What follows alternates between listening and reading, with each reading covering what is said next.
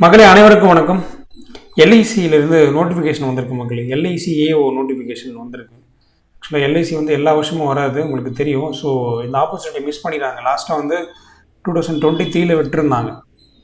அதுக்கப்புறமா இப்போ தான் வருது. ஸோ இதை முன்னாடியே கரெக்டாக அப்ளை பண்ணிடுங்க, மிஸ் பண்ணிடாதீங்க. இந்த ஆப்பர்ச்சுனிட்டி எப்போ ஒரு டைம் தான், மேபி நெக்ஸ்ட் இயர் வருமா வராதுன்னு கூட தெரியாது. ஸோ அப்ளை பண்ணிடுங்க.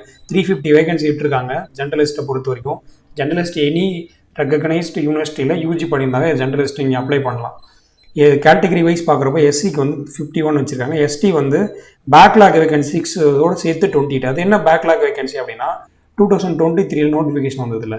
அதில் அவங்க சில பேர் கிளியர் ஆகிட்டு ஜாயின் பண்ணாமல் இருந்திருக்கலாம், ஆர்எல்ஸ் அவங்க நினச்ச வேகன்சி எடுக்காமல் விட்டுருக்கலாம் அந்த டைம். ஸோ அதையும் சேர்த்து எடுக்கிறாங்க. அதுதான் பேக்லாக் வேகன்சி. ஓபிசிக்கு பேக்லாக் வேகன்சி 3 சேர்த்து 91, இடபிள்யூஎஸ் 38, யூஆர் 142. டோட்டலாக ஜென்ரல் டோட்டலாக 350 வேகன்சி விட்டுருக்காங்க. நல்ல வேகன்சி தான். ஸோ அப்ளை பண்ணுங்க. நெகட்டிவ் மார்க்கிங் கிடையாது, இதில் நெகட்டிவ் மார்க்கிங் கிடையாது. ஸோ அது கொஞ்சம் உங்களுக்கு ஒரு பூஸ்டாக இருக்கும். ஸோ நம்ம அப்ளை பண்ணி தைரியமாக எழுதுங்க, ஓகேவா? அப்ளை பண்ண டேட் என்றைக்கு ஸ்டார்ட் ஆகுதுன்னா இன்னைக்கு August 16 ஸ்டார்ட் ஆகுது. September 8 வரைக்கும் last date. Prelims exam October 3 வருது உங்களுக்கு. மெயின்ஸ் November 8 வருது. டென்டேட்டிவ் சொல்லியிருக்காங்க, மோஸ்ட்லி இந்த டேட்லேயே நடந்துடும். ரிலாக்ஸேஷன் பார்க்குறப்ப எஸ்சி எஸ்டிக்கு 5 இயர்ஸ் ரிலாக்ஸேஷன், ஓபிசிக்கு 3 இயர்ஸ் ரிலாக்ஸேஷன். மினிமம் ஏஜ் 21 மக்களே, மேக்ஸிமம் 30. ஸோ ஓபிசியாக இருந்தீங்கன்னா 33 வரைக்கும் எழுதலாம், எஸ்சி எஸ்டினா 35 வரைக்கும் எழுதலாம். பிடபிள்யூ ஜென்ரலாக இருந்தால் 10 இயர்ஸ், பிடபிள்யூ எஸ்சி எஸ்டி கேண்டிடேட்டாக இருந்தீங்கன்னா 15 இயர்ஸ், பிடபிள்யூ ஓபிசியாக இருந்தீங்கன்னா 13 இயர்ஸ் ரிலாக்ஸேஷன் தராங்க. எஜுகேஷன் குவாலிஃபிகேஷன் ஆல்ரெடி சொன்ன மாதிரி ஜெர்னலிஸ்ட் அப்போ எனி பேச்சுலர் டிகிரி ரெக்கக்னைஸ்ட் யூனிவர்சிட்டியில் பேச்சுலர் டிகிரி பண்ணியிருந்தா எலிஜிபிள் தான். அடுத்து பேசிக் பே 88,635 சொல்கிறாங்க. உங்களுக்கு ஒரு மெட்ரோ சிட்டியில் சென்னை, ஹைதராபாத், மும்பை இந்த மாதிரி மெட்ரோ சிட்டியில் பார்த்தீங்கன்னா 1,26,000 ஸ்டார்டிங்கே கிடைக்கிற அளவுக்கு சொல்கிறாங்க. நமக்கு பிஓவில் கூட இந்த அளவுக்கு சேலரி கிடைக்காது, நல்ல சேலரி. ஸோ அப்ளை பண்ணுங்க, சரியா? வேறு ப்ரொபேஷன் பீரியட் உங்களுக்கு தெரியும், 1 இயர் நம்ம சர்வ் பண்ணணும். அது அடுத்து அப்ளிகேஷன் ஃபீஸ் பார்த்தீங்கன்னா எஸ்சி எஸ்டி பிடபிள்யூடிக்கு 85 rupees ப்ளஸ் ஜிஎஸ்டி, ஓபிசி ஜென்ரலுக்கு 700 ப்ளஸ் ஜிஎஸ்டி, ஓகேவா? அடுத்து selection process prelims, mains, interview. ப்ரிலிம்ஸில் நெகட்டிவ் மார்க் கிடையாது, மெயின்ஸ்லுமே நெகட்டிவ் மார்க் கிடையாது.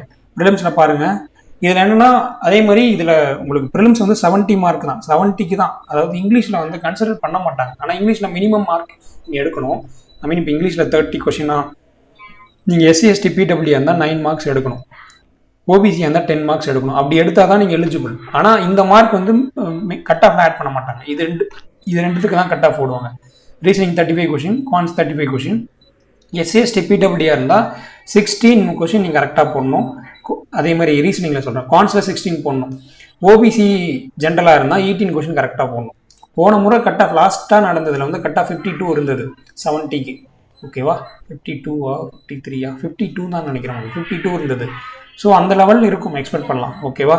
70க்கு சொல்கிறேன். நீங்கள் 70 இங்கிலீஷ் ஆட் பண்ணவே மாட்டாங்க. ஆனால் இங்கிலீஷ் நீங்கள் மினிமம் எந்த மார்க் கிடைக்கணும்னு தெரிஞ்சுக்கணும். அவனே கிளியராக மென்ஷன் பண்ணியிருக்கான். மெயின்ஸ் பேட்டர்ன் பார்க்குறப்போ மெயின்ஸில் ரீசனிங் 30 கொஷின், 90 மார்க் ஒரு கொஷின் 3 மார்க் அந்த மாதிரி. அதில் நீங்கள் எஸ்சி எஸ்டி பிடபிள்யூ இருந்தீங்கன்னா 40 மார்க் எடுக்கணும். ஒரு 14 கொஷின் நீங்கள் கரெக்டாக போடணும். ஓபிசியாக இருந்தால் 45 மார்க் எடுக்கணும், 15 கொஷின் நீங்கள் கரெக்டாக போடணும். ஜென்ரல் அவேர்னஸ் கரண்ட் அஃபேர்ஸ் சொல்கிறேன், 30 கொஷின் 60 மார்க், ஒரு கொஷினுக்கு 2 மார்க்ஸ் அந்த மாதிரி. எஸ்சி எஸ்டி பிடபிள்யூ இருந்தால் 27, ஜென்ரல் ஓபிசியாக இருந்தால் 30 மார்க் எடுக்கணும். அடுத்து டிஐ கான்ஸ் 30 கொஷின் 90 மார்க், ஒரு கொஷின் 3 மார்க் அந்த மாதிரி. எஸ்சி எஸ்டி பிடபிள்யூ இருந்தால் 40 மார்க் எடுக்கணும், 14 கொஷின் நீங்கள் கரெக்டாக போடணும் மெயின்ஸில், ஓகேங்களா? அடுத்து ஓபிசி ஜென்ரலாக இருந்தால் 45. இன்சூரன்ஸ் அவேர்னஸ் சிம்பிள் தான் மக்களே. ஒரு 10 to 15 டேஸில் நீங்கள் படிச்சிடலாம் ஃபுல்லாமே, அந்த அளவுக்கு தான் இருக்கும். அதில் 30 கொஷின் கேட்பாங்க, 60 மார்க்கு. எஸ்சி எஸ்டி பிடபிள்யூ இருந்தால் மினிமம் நீங்கள் 27 எடுத்தால் அப்போ தான் நீங்கள் குவாலிஃபை ஆக முடியும். ஓபிசி ஜென்ரலாக இருந்தால் 30. டிஸ்கிரிப்டிவ் உங்களுக்கு கட் ஆஃப் ஆட் பண்ண மாட்டாங்க, ஆனால் குவாலிஃபைங் நேச்சர் தான். எஸ்சி எஸ்டி பிடபிள்யூ தான் 9 மார்க் எடுக்கணும், ஜென்ரல் ஓபிசியாக இருந்தால் 10 மார்க் எடுக்கணும். 2 இருக்கும், ஒன்று ப்ரிசஸ் ரைட்டிங், இன்னொன்று இமெயில் ரிப்போர்ட் சிச்சுவேஷன் அவேர்னஸ் மாதிரி எழுத சொல்லுவாங்க. அது ரெண்டுத்தையும் சேர்த்து இது சம்மந்தமாக சார் வீடியோ போடுவார், ஓகேங்களா? உங்களுக்கு 25 மார்க், ஓகேவா?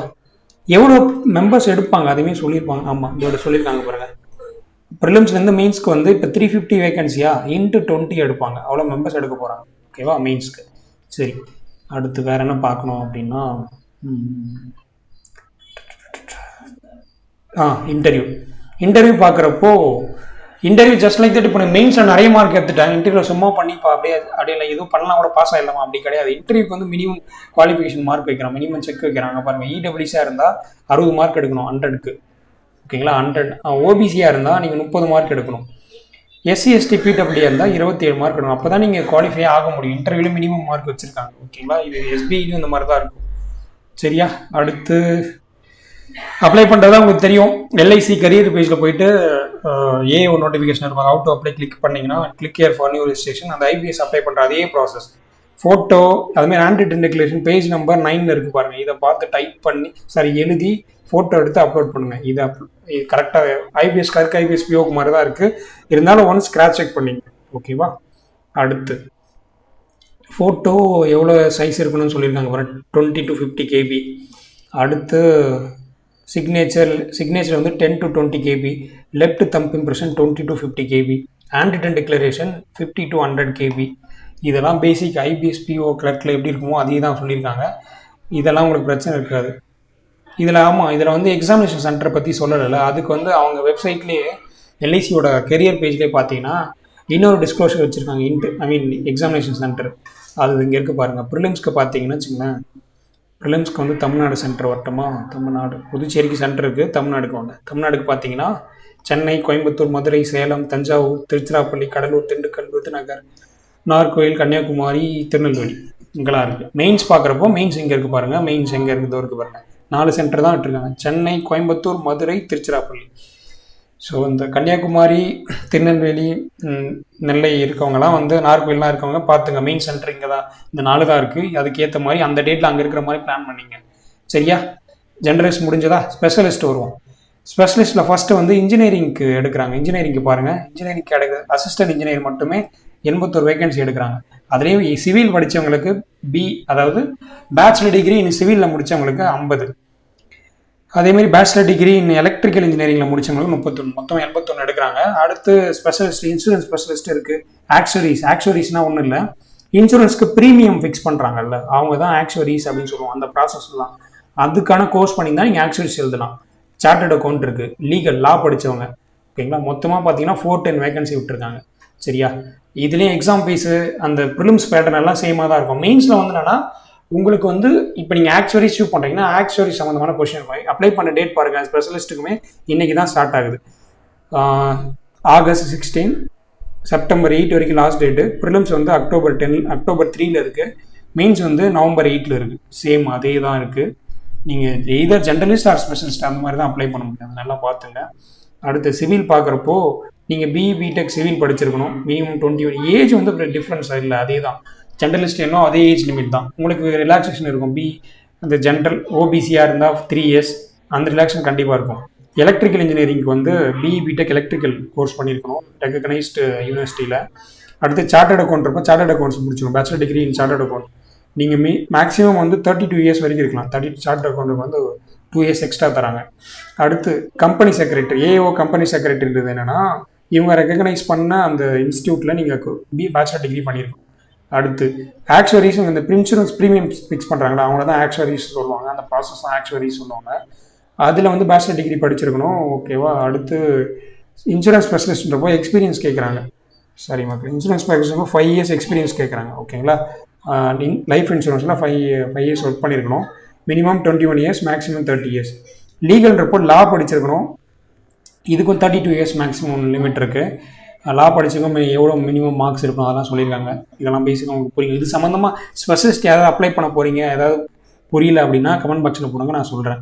எஸ்சி எஸ்டிக்கு வந்து 5 இயர்ஸ், ஓபிசிக்கு வந்து 3 இயர்ஸ் ரிலாக்ஸேஷன். பிடபிள்யூடி ஜென்ரல் பிடபிள்யூடியாக இருந்தீங்கன்னா, ஜென்ரல் கேட்டகரியாக இருந்து பிடபிள்யூடியாக இருந்தீங்கன்னா 10 இயர்ஸ். எஸ்சி எஸ்டி பிடபிள்யூடியாக இருந்தீங்கன்னா 15 இயர்ஸ். ஓபிசி பிடபிள்யூடியாக இருந்தீங்கன்னா 13 இயர்ஸ் ரிலாக்ஸேஷன் தராங்க. ஸோ இது எல்லாம் உங்களுக்கு தெரிஞ்சது தான். அடுத்து அந்த ஃபீஸ் அதே தான், அங்கேருந்து ஜென்ரலிஸ்ட்டுக்கு இருந்த அதே ஃபீஸ் தான்.